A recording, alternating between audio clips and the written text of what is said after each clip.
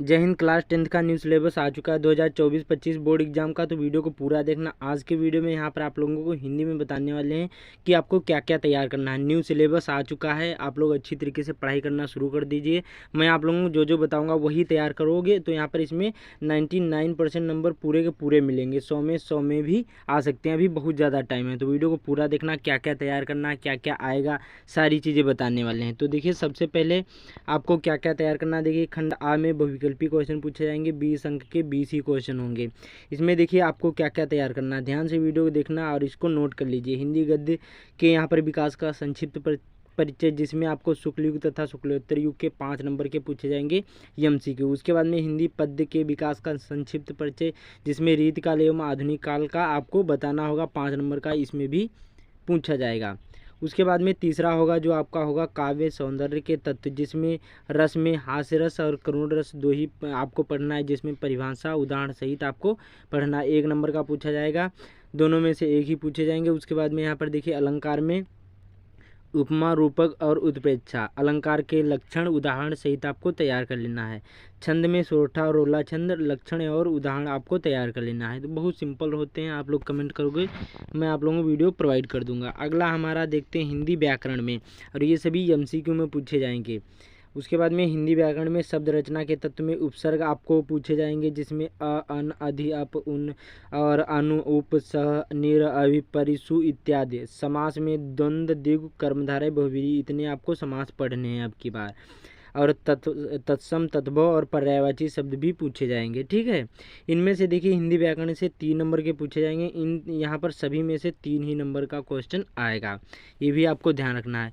उसके बाद में चलते हैं यहाँ पर देखिए, संस्कृत व्याकरण में आपको सर्वनाम यस्मुद पढ़ना है। वाक्य का स्वरूप में आपको क्या पढ़ना है, ये 1 नंबर का संस्कृत व्याकरण 1 नंबर का पूछा जाएगा। वाक्य का स्वरूप में आपको 1 नंबर का पूछा जाएगा। उसके बाद में वाच्य प्रयोग, वाच्य परिवर्तन 1 नंबर का पूछा जाएगा। उसके बाद में यहाँ पर देखिए पद परिचय, जिसमें विकारी और अविकारी शब्द होते हैं। जैसे विकारी आपके हो गए संज्ञा, सर्वनाम और क्रिया विशेषण, 4 ही होते हैं। अविकारी जो अलग हो वही आपके अविकारी शब्द होते हैं। तो ये आपको पढ़ना पड़ेगा। ठीक है, तो इतना समझ में आया। अब देखिए, खंड बा में वर्णनात्मक प्रश्न होंगे। आपको कैसा क्वेश्चन पेपर देखने को मिलेगा ये भी बताऊंगा, और कौन कौन से लेसन पढ़ना है, कौन कौन से लेसन नहीं पढ़ना है ये भी बताऊंगा। तो ध्यान से वीडियो को देखना, चाहे जो भी आपके पास पुरानी भी बुक होगी तभी चलेगी, ध्यान से केवल वीडियो देखना। देखिए, अब खंड बा वर्णनात्मक प्रश्न होंगे, 50 अंक के पूछे जाएंगे। इसमें देखिए आपका जो होगा गद्य, यहाँ पर गद्य हेतु निर्धारित पाठ्य वस्तु से गद्यांश पर आधारित प्रश्न 6 नंबर के पूछे जाएंगे। उसी प्रकार से पद्यांश पर आधारित 6 नंबर के ये भी पूछे जाएंगे। इसमें देखिए संदर्भ लिखने को आता है, रेखांकित अंश की व्याख्या करने को आता है। उसी प्रकार से संस्कृत गद्यांश वाला भी पूछा जाएगा, 5 नंबर का होगा। और संदर्भ सहित आपको लिखना होगा, पद्यांश वाला होगा, श्लोक भी यहाँ पर 5 नंबर के पूछे जाएंगे। फिर यहाँ पर एक खंड का भी पूछा जाएगा, चरित्र चित्रण तथ्य पर आधारित प्रश्न पूछे जाएंगे, 3 नंबर का होगा। ये ध्यान रखना है, खंड का भी अपने अपने जिले वाइज होते हैं, ये आपको ध्यान रखना है। उसके बाद में यहाँ पर देखिए, निर्धारित गद्य खंड के पाठ्य वस्तु से यहाँ पर संबंधित यहाँ पर लेखकों के जीवन परिचय आपको लिखना है, उनकी एक रचना का नाम लिखना है। 5 नंबर का जीवन परिचय पूछा जाएगा। 3 जीवन परिचय आपको तैयार कर लेना है लेखक के, और 3 जीवन परिचय कवि के पूछे जाएंगे। 5-5 नंबर के ये क्वेश्चन आएंगे। फिर यहाँ पर देखिए, संस्कृत खंड से यहाँ पर आपको पाठ्य वस्तु से कंठस्थ कोई एक श्लोक लिखना है, जो इस प्रश्न पत्र में ना आया हो, 2 नंबर का पूछा जाएगा। पत्र लेखन 4 नंबर का आएगा, ये आपको ध्यान रखना है। उसके बाद में यहाँ पर देखिए, संस्कृत खंड के आपको प्रश्न पूछे जाएंगे, 4 होंगे, इनमें से 2 ही प्रश्नों के उत्तर देना है, और 2 नंबर के पूछे जाएंगे। उसके बाद में निबंध होगा, ये 7 नंबर का पूछा जाएगा। पत्र लेखन 4 नंबर का न्यू ऐड कर दिया गया, निबंध भी आपको 7 नंबर का आएगा, ये ध्यान रखना है। तो ये आपको तैयार कर लेना। अब चलते हैं कि आपको कौन कौन से लेसन्स पढ़ने और कौन कौन से लेसन नहीं पढ़ने, ये आपको ध्यान रखना है।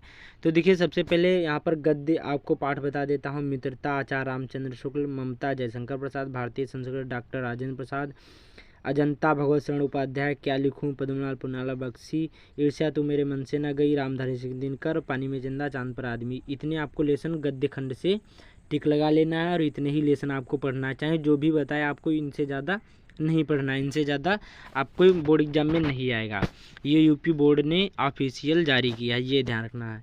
अब काव्य हेतु में इसमें देखिए आपको सूरदास के पद, तुलसीदास धनुषभंग वनपथ पर दोनों लेसन पढ़ने हैं। रसकान के सवैये कवित्त दोनों पढ़ने हैं। बिहारी भक्तिनीत पढ़ना है। रामनरेश त्रिपाठी स्वदेश प्रेम, मैथिली शरणगुप्त भारत माता का मंदिर यह पढ़ना है। महादेवी वर्मा हिमालय से वर्षा के यहाँ पर सुंदरी के प्रति, ठीक है।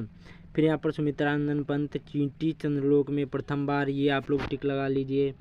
उसके बाद में यहाँ पर देखते हैं अगला हमारा है माखनलाल चतुर्वेदी, पुष्प की अभिलाषा, जवानी, सुभद्रा कुमारी चौहान, झांसी की रानी की समाधि पर, अशोक वाजपेयी और भाषा एकमात्र अनंत, युवा जंगल, फिर श्यामनारायण यहाँ पर पांडे, हल्दीघाटी और केदारनाथ। तो देखिए आप लोग इतने लेसन नहीं तैयार करना। सबसे ज़्यादा पूछे जाते हैं आपके सूरदास, तुलसीदास, बिहारी और मैथिली शरणगुप्त, महादेवी वर्मा, सुमित्रानंदन पंत, इतने आप लोग लेसन तैयार कर लो। इन्हीं में से 100% पूछा जाता है। सभी लेसन आपको काव्य में नहीं तैयार करना है। बाकी आएंगे बोर्ड एग्जाम में सभी, लेकिन आपको इतने ही लेसन पढ़ लेना जितने मैंने ये बताए हैं, ठीक है। उसके बाद में इतना समझ में आया। उसके बाद में अब चलते हैं संस्कृत में कौन कौन से लेसन पढ़ना है। जो संस्कृत खंड होगा इसमें देखिए वाराणसी लेसन, देशभक्ता, चंद्रशेखरा, फिर भारतीय संस्कृति, वीरा वीण पूजते, अरुण श्वेत, यहाँ पर श्वेत के तो संवादा, जीवन सूत्राण जिसको बोलते हैं, प्रबुद्धो ग्रामीणा, केन किम वर्धते, अन्यक्त विलासा, इतने लेसन आपको संस्कृत खंड में पढ़ना है, ठीक है। ये समझ में। उसके बाद में यहाँ पर देखते हैं जो हमारा होगा क्या है खंड काव्य जिसको बोलते हैं, और ये जिले वाइज होते हैं। तो ये आप लोग जिस जिले में जो भी रहते हैं वो आपको खंड काव्य तैयार करना है। तो देखिए मुक्तिदूत जो आप लोग आगरा, बस्ती, गाजीपुर, फतेहपुर, बाराबंकी इन जिलों में रहते हैं तो आप लोग मुक्तिदूत खंड काव्य तैयार करना, वरना आप लोग दूसरा नहीं तैयार करना। और हाँ, इसी में उन्नाव भी आता है, ठीक है। फिर ज्योति जवाहर खंड काव्य, तो इसमें कानपुर, प्रतापगढ़, मिर्ज़ापुर, ललितपुर, रामपुर, गोंडा इन जिलों में रहते हैं तभी आपको तैयार करना है, नहीं तो नहीं तैयार करना। अग्र पूजा, प्रयाग, आजमगढ़, मथुरा इन्हीं 3 जिलों में पूछा जाता है। अग्र पूजा मेवाड़ मुकुट, बुलंदशहर, देवरिया, बरेली, सुल्तानपुर, सीतापुर, बहराइच इन जिलों में जो रहते हैं तो मेवाड़ मुकुट आपको तैयार करना है। उसके बाद में जयसुभाष खंड का भी जो आप लोग लखनऊ, सहारनपुर, फैजाबाद, बांदा, झांसी, हरदोई, और कमेंट करना कि आप लोग ये वीडियो किस ज़िले से देख रहे हैं। उसके बाद में मातृभूमि के लिए इसमें देखिए गोरखपुर, मुरादाबाद, शाहजहाँपुर, लखीमपुर खीरी, मैनपुरी, मुजफ्फरनगर इन जिलों में रहते हैं तभी आप लोग मातृभूमि के लिए खंड काव्य तैयार करना है। फिर कर्ण खंड काव्य इसमें अलीगढ़, जौनपुर, बलिया, हमीरपुर, एटा इन जिलों में रहते हैं तो आप लोग कर्ण खंड काव्य तैयार करना है। उसके बाद में करमवीर भरत, तो इसमें मेरठ, फर्रुखाबाद, पीलीभीत, रायबरेली इन जिलों में रहते हैं तब आप लोग करमवीर भरत पढ़ना। तुमुलखंड का वाराणसी, इटावा, बिजनौर, जालौन और बदाऊं इन जिलों में रहते हैं तभी आप लोग तैयार करना है। तो मैंने सारी चीज़ें बता दी। ये न्यू सिलेबस था, आप लोग इतना ही तैयार कर लोगे, बहुत ही अच्छे मार्क आएंगे। कमेंट करना तो दूसरे पर भी वीडियो आप लोगों को प्रोवाइड कर दूंगा। तो इस वीडियो को ज़्यादा से ज़्यादा शेयर कर देना। बाकी चैनल पर पहली बार आए चैनल को सब्सक्राइब करके बेल आइकन जरूर ही प्रेस कर देना। तो मिलते हैं अगले वीडियो में।